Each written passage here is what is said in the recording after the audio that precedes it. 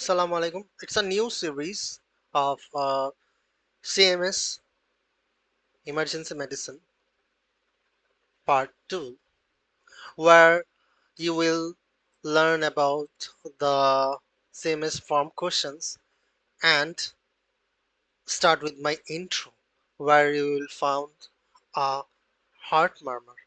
You have to tell it in the end of, you have to guess it, and I will tell you in the end of my video.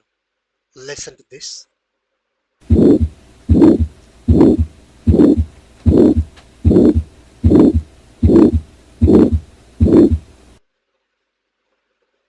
Okay, now so first question, this bitten by a rattlesnake on the left hand looks like anaphylaxis, so it is anaphylactic shock. Very simple. It's a type 1 hypersensitivity. Next question. Okay, this one 49-year-old, sorry, 27-year-old man, 27-year-old man. Examination show right lower extremity shows dislocation and discoloration and dislocated knee. So there is discoloration and dislocated knee. Sensation is absent from the knee to toes. From knee to toes, sensation is absent. There are no palpable pulses distal to the femoral artery. What should you do? So it looks like posterior knee dislocation may occur secondary posteriorly directed from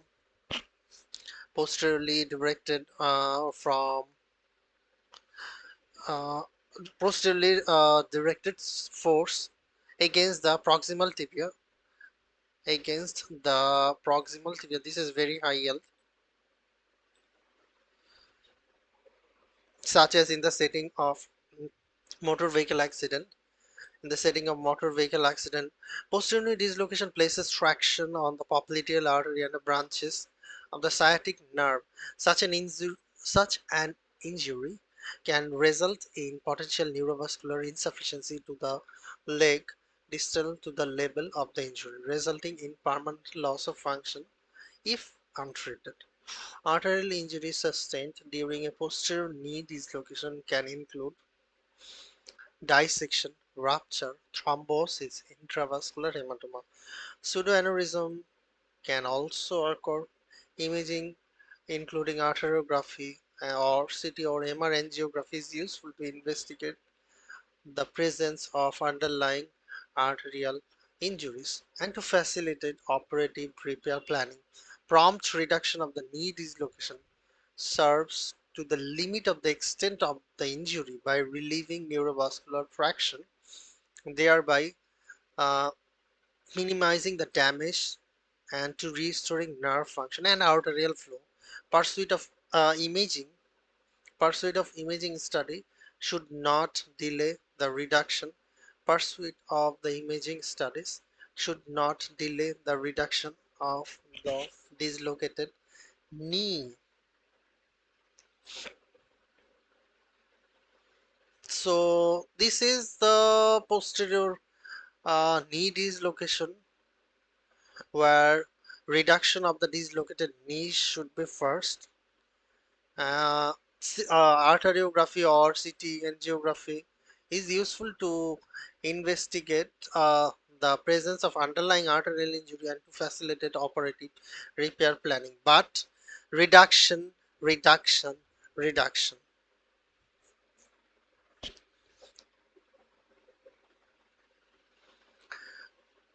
So the main thing in here, like posterior knee dislocation, places traction on the popliteal artery and branches of the sciatic nerve.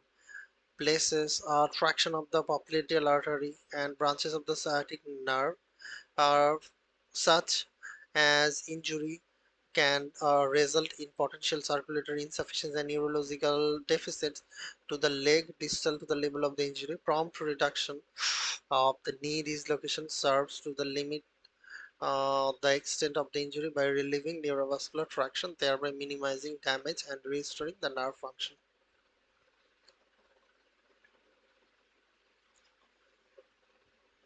Okay, why you are not doing the arteriography? Arteriography may be useful for identifying the popliteal artery injury.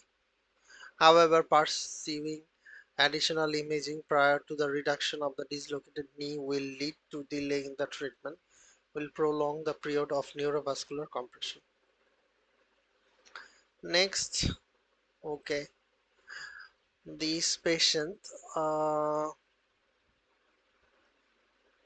so this 47-year-old 25 minutes sustaining gunshot wound. Abdominal examination shows an entrance of the wound in the right lower abdomen and no exit wound. There is no exit wound. Abdomen is mildly tender but not distended. Bowel sounds are hyperactive. X-ray chest, X-ray chest and abdomen show a bullet in the left paraspinal area. X-ray chest and the abdomen show bullet in the left paraspinal area. What should be the next step?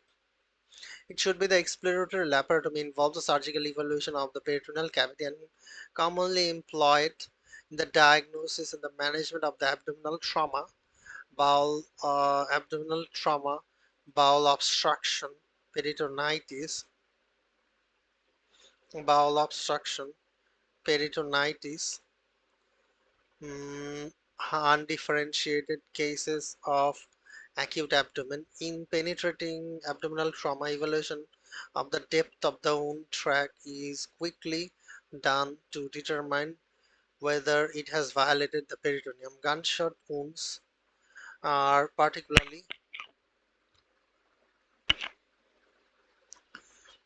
high energy and can cause severe intra-abdominal injury, including hemorrhage and the viscous perforation. Laparotomy of the abdomen is indicated in for hemodynamically unstable patient.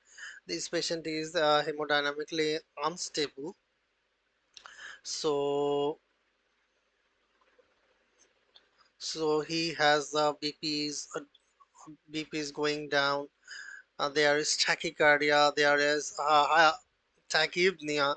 So hemodynamically unstable patient, tachycardia and hypotension presenting after penetrating abdominal trauma because it permits the control of the hemorrhage and the repair of the identified injury. In stable cases, imaging precedes. In stable cases, imaging precedes surgical evaluation.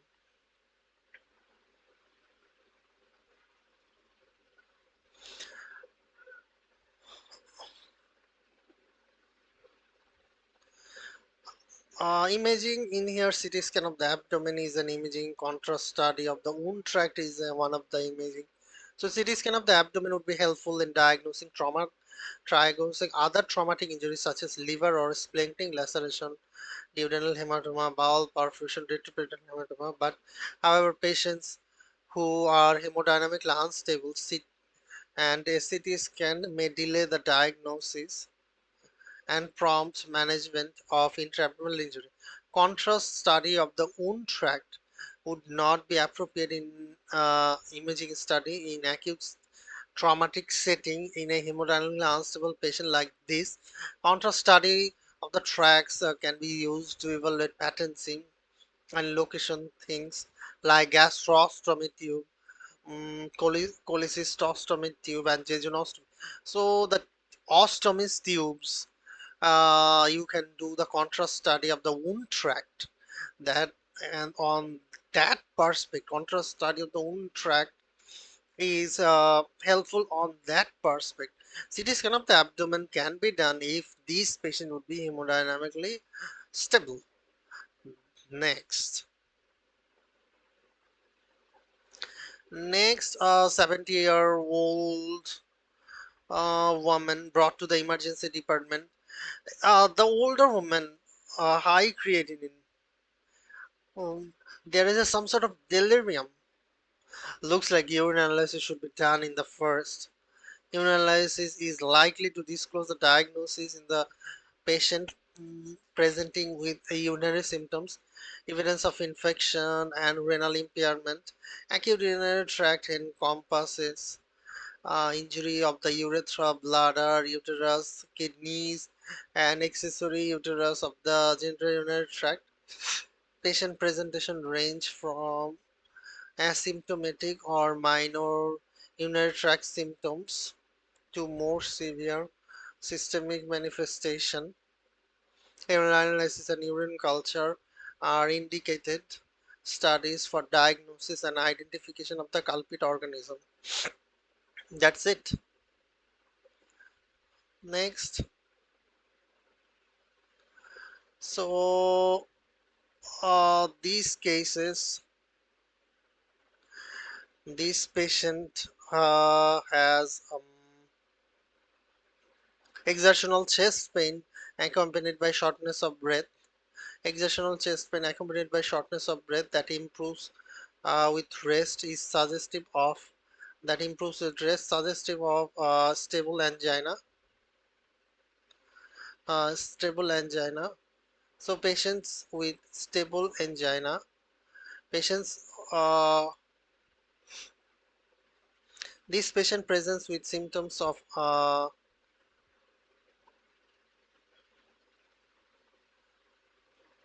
okay, this patient presents with the symptoms consistent with unstable angina, defined by angina symptoms that are new,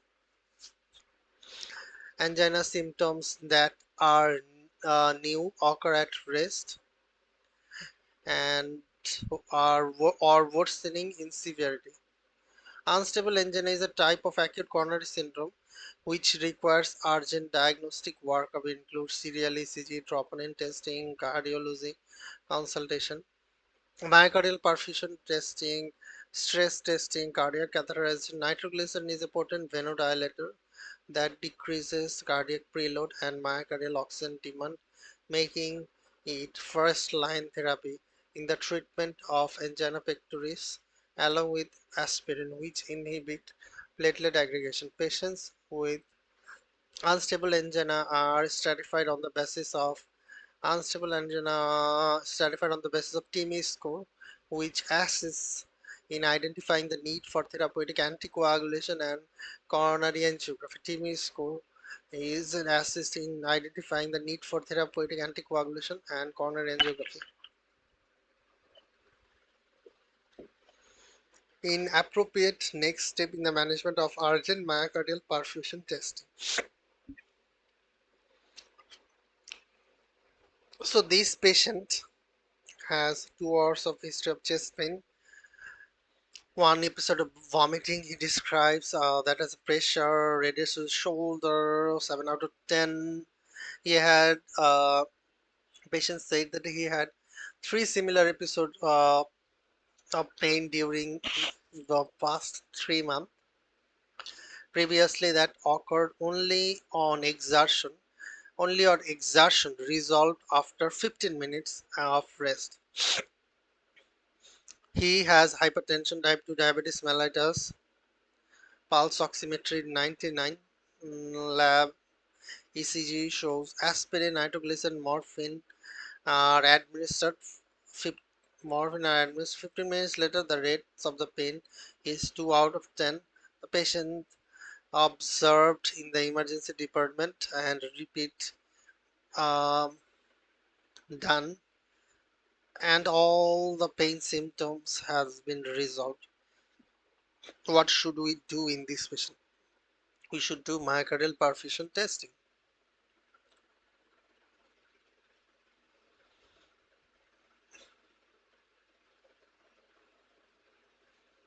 Okay,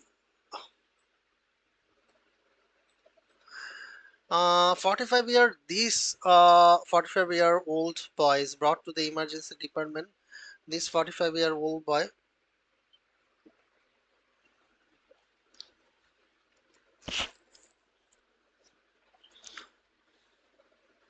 Okay, now this 2-year-old boy is brought to the emergency department. He is not behaving normally. Temperature is high. BP is 90 by 60. He has one episodes, 1 hour after generalized tonic-clonic seizure. What should we do? Seizure for 1 minute, and the child was lethargic at approximately 15 minutes afterward. So in this case, as it is a febrile seizure, you should give acetaminophen only. Febrile seizure is a common presentation in infant on or young children. Simple or uncomplicated febrile seizure are generalized and defined as lasting less than 15 minutes and not recurring within the 24-hour period, whereas complex seizures are focal, prolonged, and recurring. It is important to febrile seizure secondary to viral illness from bacterial central nervous system infection, which can present with fever. Seizure patients are typically ill appearing and may have signs of meningism. In patients with febrile seizure that have spontaneously resolved, active treatment with benzodiazepine is not necessary, and the fever can be treated symptomatically with antipyretics, acetaminophen. Both children who present with simple febrile seizure can be discharged safely as long as they have returned to baseline and parents are given anticipatory guidance and strict return precautions.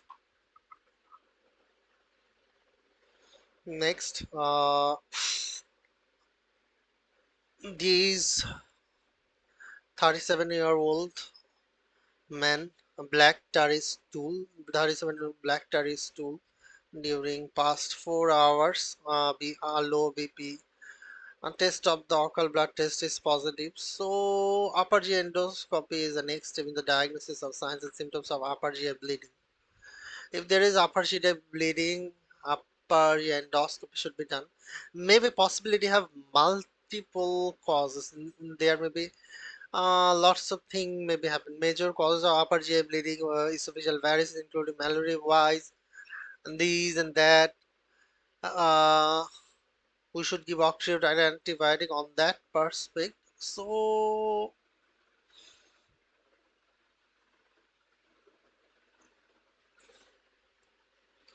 okay, next.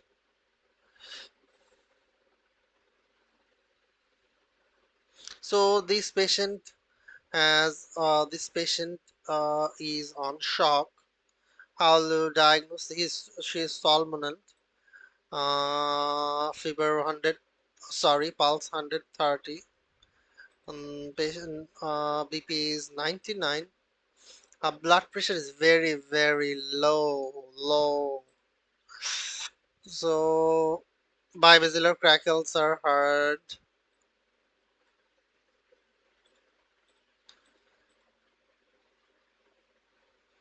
So patient is hypotensive, tachycardia, not like tachypnea.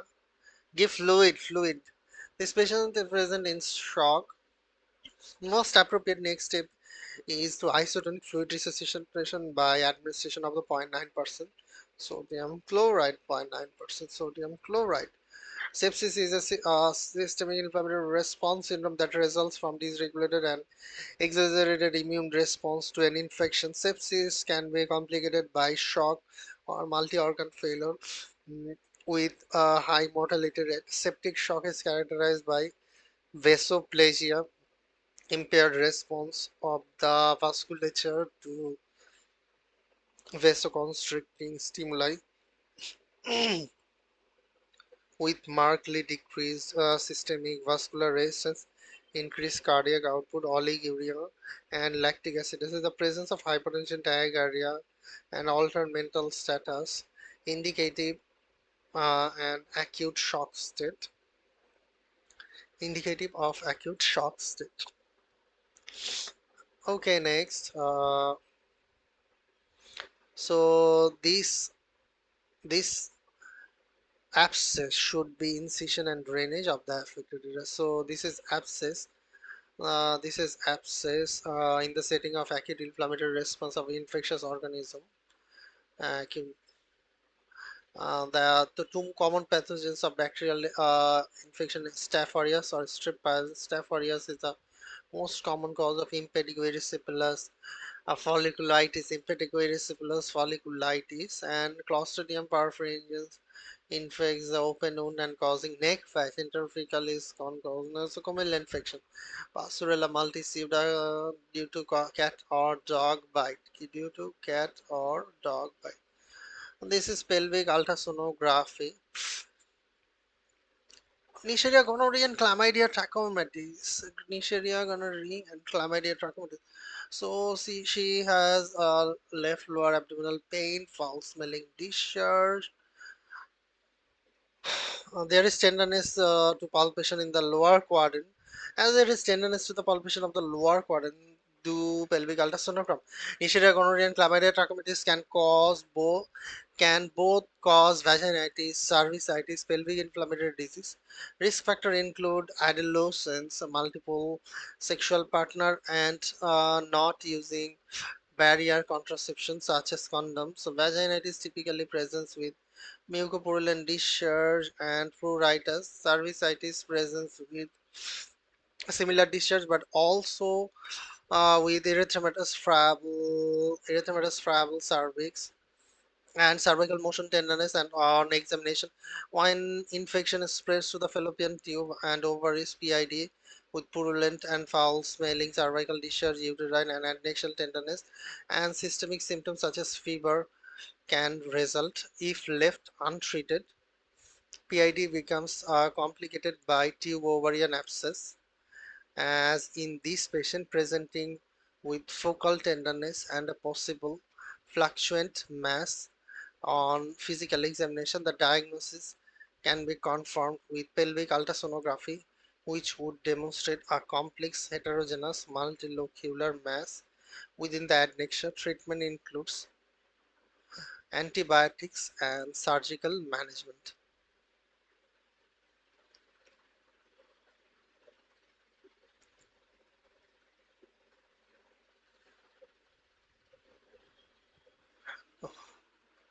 So this patient presentation is most consistent with the sepsis complicated by the distributic shock. Sepsis is a systemic inflammatory response syndrome that results from dysregulated and exaggerated immune response to an infection. Sepsis can be complicated by shock and multi-organ failure with a high mortality rate. Septic shock is characterized by vasoplasia with markedly decreased systemic vascular resistance, increased cardiac output, tachycardia, oliguria, lactic acidosis, fever, tachypnea. So in here there is fever, tachycardia, tachypnea, BP low, crackles are heard over the left lung base. Cardiac examination show an hyperdynamic precordium. So low hemoglobin leukocyte count is higher, platelet is lower, looks like sepsis. It's not cardiac tamponade. Cardiac tamponade cannot come with the low leukocyte, platelet count 90, these and that. So this is infection.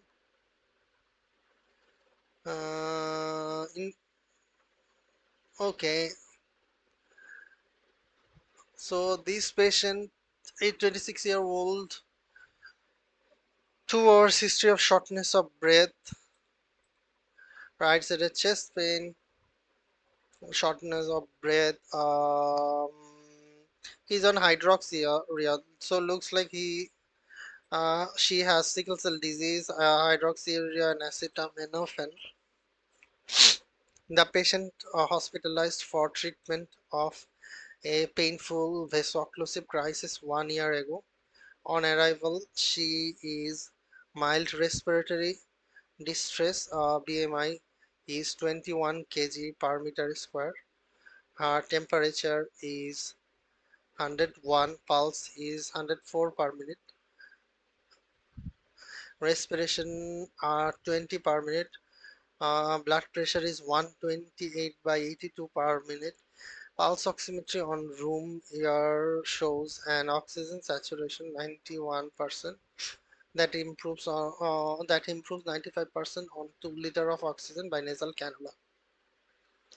Fine crackles are hard on the lung base. The remainder of the examinations are normal.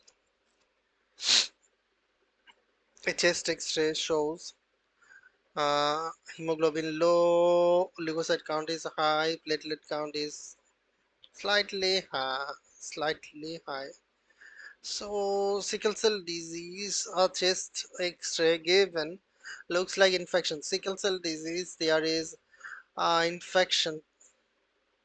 You have to treat immediately.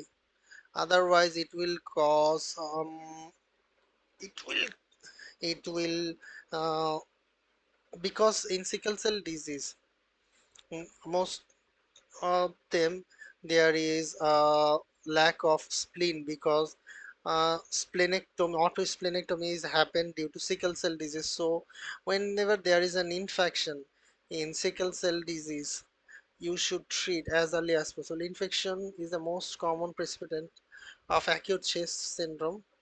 Acute chest syndrome results from vaso-occlusion within the pulmonary vasculature and is diagnosed in patients with sickle cell disease who present with new pulmonary infiltrate in the setting of fever, who present with new pulmonary infiltrate in the setting of fever or other respiratory infection including cough, shortness of breath, increased work of breathing, tachypnea, hypoxemia. While ACS, acute coronary syndrome, is a distinct clinical syndrome, is commonly precipitated by another illness such as bacterial or viral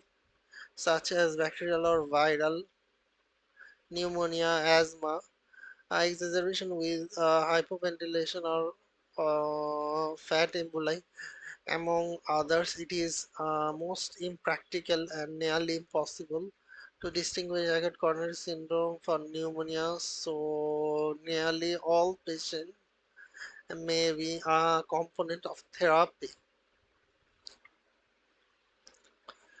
Okay, okay, now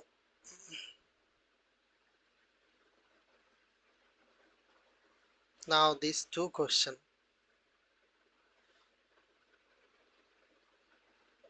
Okay, look at this ECG first. What you find in this ECG? What will you find on these ECG?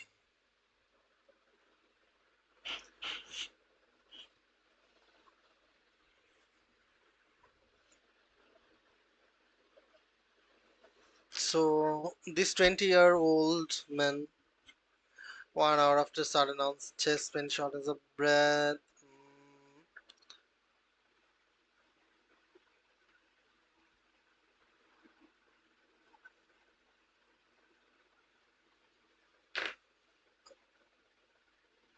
pulse oximetry 90s happen, urine pregnancy test, ECG show. Which of the following is the most appropriate next step?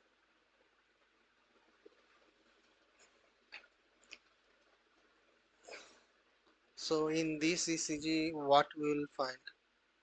This is only the sinus tachycardia. So, so just remember this, that PE, pulmonary embolism, can come with sinus tach. So this ECG, if we look at this ECG minutely, so 300, 150 and less than 150, like 140,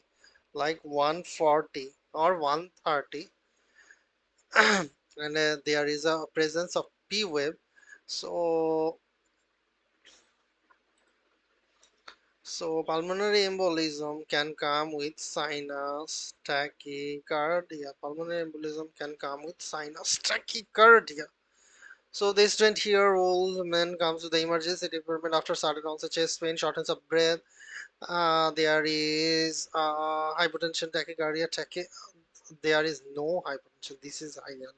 Hypertension, tachycardia, saturation 94%, urine pregnancy is negative. Looks like pulmonary embolism. So the most As the blood pressure is as the patient is hemodynamically stable, so CT angiography of the chest, unlike CTPA, CT pulmonary angiography, is the most appropriate next step. These young patient with new onset exertional dyspnea, pleuritic chest pain, recent lower extremity swelling,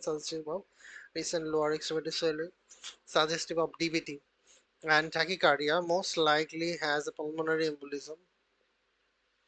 The well score for pulmonary embolism can present helpful tool in determining the likelihood of DVT or pulmonary embolism, and directs the most appropriate diagnostic step, which can include D-dimer or image-based tests such as CT angiography. In patients with low pretest probability, the negative D-dimer effectively rules out the pulmonary embolism, those with a higher score. So next step, as the patient is pregnant, so placement of inferior vena cava filter would be the answer. Placement of inferior vena cava filter would be the answer. Oh no, sorry.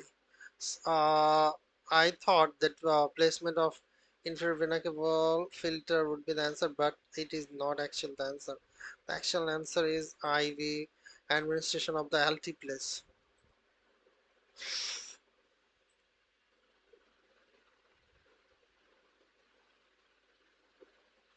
The patient is not pregnant, so we should give IV administration of altiplase is the most important in confirmed pulmonary embolism and evidence of obstructive shock. Large pulmonary embolism increases the resistance within the pulmonary arterial circuit and place an undue strain of the right ventricle when the pulmonary resistance exceeds the capability of the right ventricle to maintain forward cardiac output, and patients can develop signs and symptoms of shock, and common findings include hypoxemia, tachycardia, hypotension, altered mental status.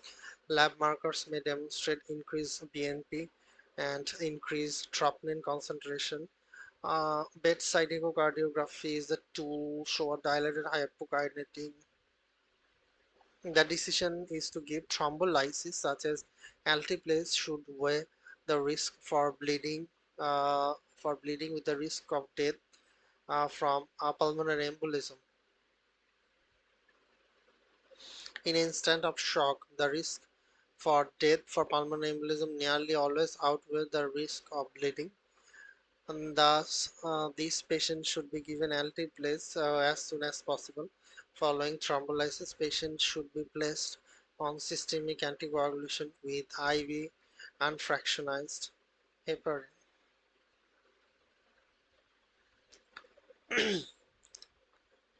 Okay,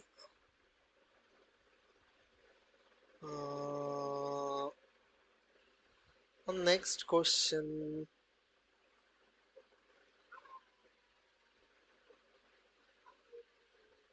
Okay, this patient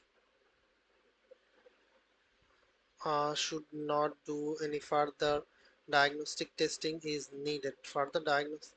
So lumbosacral strain following exercise. Lumbosacral strain commonly occurs following strenuous exertion. Is characterized by dull aching lower back pain.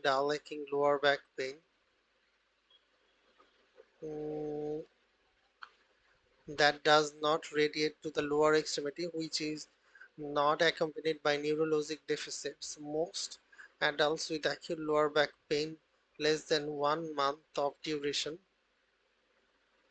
do not require imaging, which is limited to diagnostic value and needs to an unnecessary testing, medical expenses, and radiation exposure. Imaging may be helpful for the diagnosis of the persistent back pain. Patient is they are accompanied by severe progressive neurologic deficits or pain is suspected. to be an secondary to certain entities such as mm, vertebral metastasis, spinal stenosis, osteomyelitis, spinal epidural hematoma, or abscess, or vertebral fracture. Any patient with red flag signs of the back pain, neurologic symptoms such as Corey-Kunas syndrome, Kunas medullary syndrome, history of malignancy, traumatic injury, midline tenderness, accompanying fever, or infectious syndrome, history of immunocompromise, may benefit from acute imaging. However, most patients with acute lumbosacral stent can be managed with conservatively with heat or ice, massage, and light exercise, provided history and examination are reassuring and lacking red flags. Okay, so in this patient, he has a low back pain, but it does not low back pain after moving the heavy box, but it does not radiate. And there is tenderness over the paraspinal muscles of palpation. Sensation is intact. So in this patient, we do not do any sort of investigation.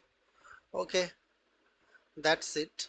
So the murmur you have heard, that is the murmur of the aortic stenosis. Hope you enjoy.